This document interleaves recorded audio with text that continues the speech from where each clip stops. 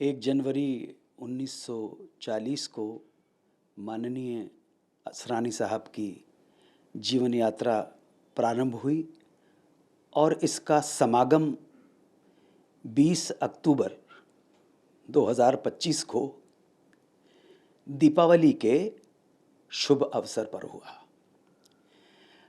जो भी है, जिसको हम ऑलमाइटी कहते हैं, सर्वशक्तिमान जिसे कहते हैं, वो उनकी आत्मा को शांति प्रदान करे और उनके परिवारजन को इस गमन से, उनके जाने से जो दुख और कष्ट पहुंचा है, उन कष्टों को सहन करने की शक्ति प्रदान करे। ये प्रार्थना हर उस व्यक्ति के लिए है जो इस संसार से, जिसे हम कहते हैं ये नश्वर शरीर है, संसार है, एक तरह की सराय है, एक तरह का एक पड़ाव है। जो भी इस पड़ाव से गुज़र कर अनंत में विलीन हो जाता है, उन सब के लिए, उन दिवंगत आत्माओं के लिए प्रार्थना ऐसे ही होती है। मेरी भावभीनी श्रद्धांजलि श्री असरानी साहब को। वो बहुत कमाल के अभिनेता थे, इसमें तो कोई शक ही नहीं है। पूरा मैं देख रहा हूँ, कल जब से मुझे ये समाचार मिला है तो मन तो व्यथित हुआ। और मैंने यहाँ आकर अपने ऑफिस में जब डायरी के पन्नों को तलाश किया, अभी डायरी में लिखूँगा, शायद 20 मार्च 2023 को मैंने आखिरी बार उन्हें देखा था फिल्म के सेट पर। इरशाद खान डायरेक्टर थे, फिल्म का नाम था नॉन स्टॉप धमाल। लेकिन मुझे मालूम नहीं था कि ये उनके साथ आखिरी मुलाकात होगी, उनके आखिरी दर्शन होंगे। अब डायरी में लिखना पड़ेगा। ये भैया, कौन किस वक्त बिछड़ जाए, इसलिए अभी ही मिल लो और बड़े प्रेम के साथ मिलो, बड़े आत्मीयता के साथ मिलो। ये जीवन जो है ना, ये संसार एक सराय है, एक होटल है, एक अतिथि निवास है। यहाँ पे चेक इन किया है आपने तो चेकआउट करना है। ये चेकआउट किस वक्त, किसका, किस अवसर पर हो जाए, इसलिए आज ही मिल लो। इससे पहले कि तुम बाद में मुझे याद करो, आज ही गले लग लो। तो अभी 20 मार्च 2023 का जो ये डायरी मेरे सामने भी रखी हुई है, 20 मार्च को जो मैं अभी लिखूँगा, वहाँ पर लिखना ज़रूरी हो जाएगा, क्योंकि उनका मेरी जीवन में ये 20 मार्च को, ये देखिए NSD वहाँ पे लिखा, नॉन स्टॉप धमाल। अभी लिखना ज़रूरी होगा कि मुझे मालूम नहीं था कि ये मुझे इस शाम को उनके अंतिम दर्शन हो रहे होंगे। अनुज जी, आज आपने पोस्ट भी किया, आपने शायद 1 जनवरी को आर्टिकल भी लिखा था उनके लिए कुछ। जी, आपने बहुत बातें उसमें लिखी है, मैं उसको पूरा पढ़ रहा था। किस तरह से अनुज जी आप याद करते हैं ऐसे कलाकार को? देखिए, मैंने जहाँ तक मेरा उनके साथ डायरेक्ट कोई एसोसिएशन है तो वो बहुत कम था, बहुत कम था। एक फ़िल्म उन्होंने डायरेक्ट की थी जिसमें मैंने छोटा सा एक रोल किया था। लेकिन उस फिल्म के निर्माण के दौरान एक ऐसी घटना हो गई, 6 अगस्त 1993 को, 6 अगस्त 1993 को, 5 अगस्त को मुझे उनके साथ शूटिंग करनी थी। तो उन्होंने कहा कि बस अब एक ही शॉट बचा है तो आप कल का छुट्टी कर लीजिए। और उसके बाद 6 अगस्त आ गई और 6 अगस्त को फिर एक फ़ोन कॉल ने जीवन की दिशा बदल दी, क्योंकि इस फ़ोन कॉल के बाद मैं एक शूटिंग पे, अचानक मेरे सामने वो शूटिंग आ गई। और वो एक सीरियल की थी शूटिंग, अंताक्षरी जिसको कहते हैं। और उसकी कहानी मैं कई बार कह चुका हूँ, बहरहाल अभी तो, लेकिन इनडायरेक्टली, अप्रत्यक्ष रूप से असरानी साहब जुड़े हुए, मैं कभी ये भूल नहीं पाता। 6 अगस्त 1993 को, 5 अगस्त 1993 को मैं सर के साथ शूटिंग कर रहा था, वो डायरेक्ट कर रहे थे। तो उसके बाद 6, 7, 8, 9 अगस्त को मैंने इस प्रोग्राम की शूटिंग की, अंताक्षरी की। और वहीं से जीवन ने एक नया मोड़ ले लिया। सो उस नए मोड़ में, जब भी नए मोड़ की सोचता हूँ, मेरी ज़िंदगी का एकमात्र चमत्कार वही था कि पता नहीं कैसे ऊपर वाले को मुझ पे दया आ गई, मेहरबानी हो गई। लोगों ने भी स्वीकार कर लिया। मतलब आप वो शूटिंग कर रहे थे, जी, जी, मतलब 5 आपको अगस्त को शूटिंग कर रहा उस था दिन मैं। छुट्टी लेनी पड़ी? नहीं, नहीं, उन्होंने कहा कि कल बड़े दिन से हम लोग शूटिंग कर रहे हैं, कल आपका, परसों आप आ जाइएगा। हाँ।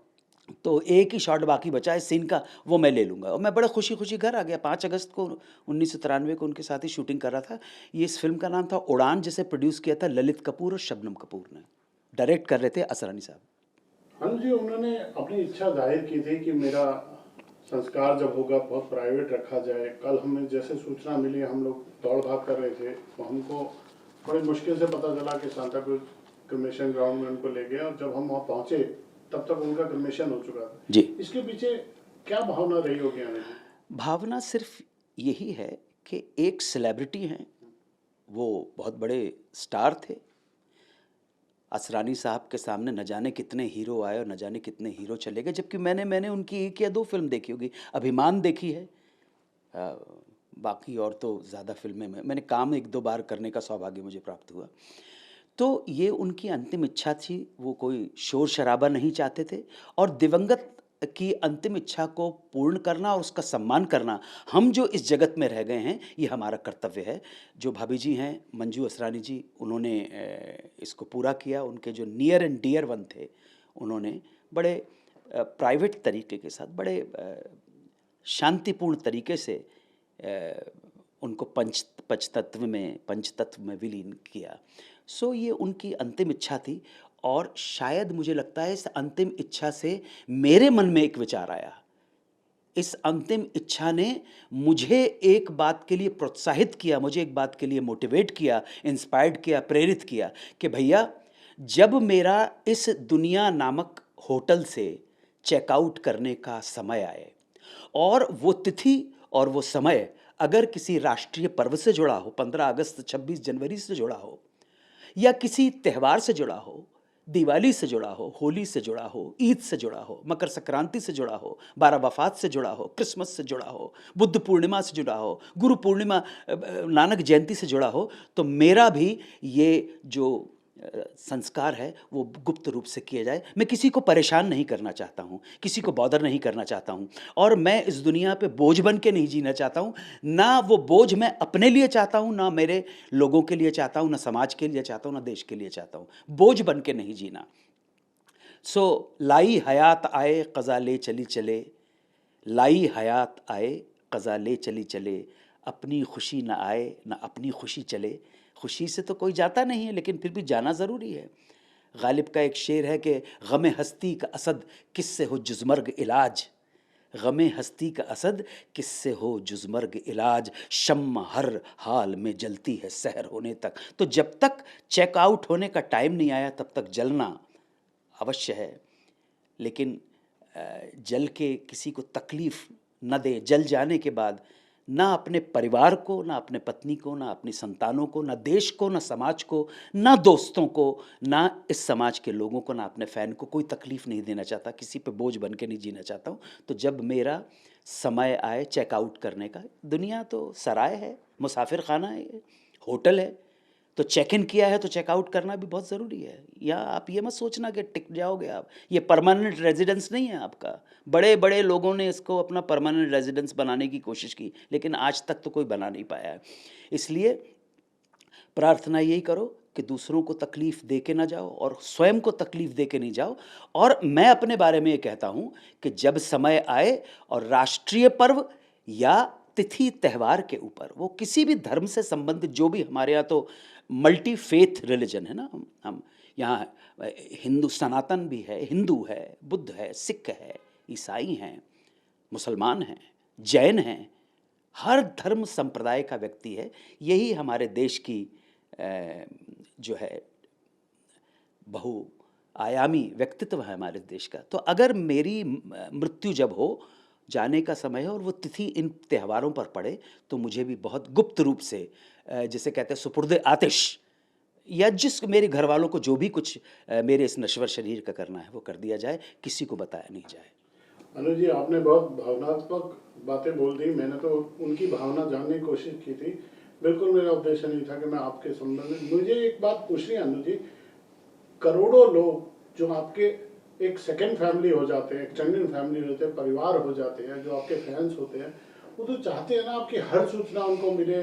आपने क्या खाया, आप कहाँ जा रहे हो, आपको घूमने में क्या पसंद है। इसका सम्मान कैसे होगा कि हाँ, मैं समझ रहा हूँ। एक सेलिब्रिटी होने के बाद, मैं असरानी साहब के संदर्भ में बात कर रहा हूँ या दूसरे सेलिब्रिटीज़ हैं, उनके संदर्भ में बात कर रहा हूँ। कुछ बेसिक जानकारियाँ अगर हो जाएँ तो बहुत अच्छी बात होती है। सेलिब्रिटी होने का मतलब है कि असरानी साहब के जितने भी प्रेमी लोग हैं, जितने चाहने वाले लोग हैं, उनको कुछ जानकारियाँ चाहिए थीं।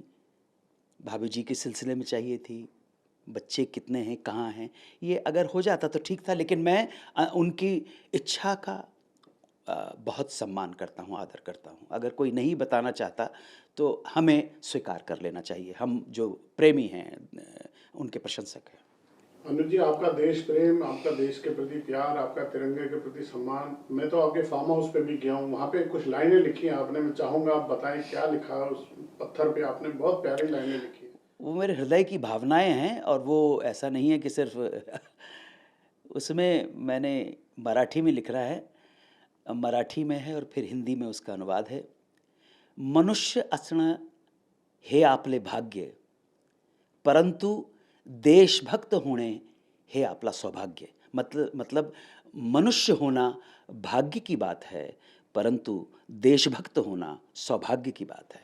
बट ये सिर्फ जो मराठी, हिंदी, संस्कृत जो समझते हैं, वो ही समझ पाएंगे ये भाग्य और सौभाग्य में अंतर।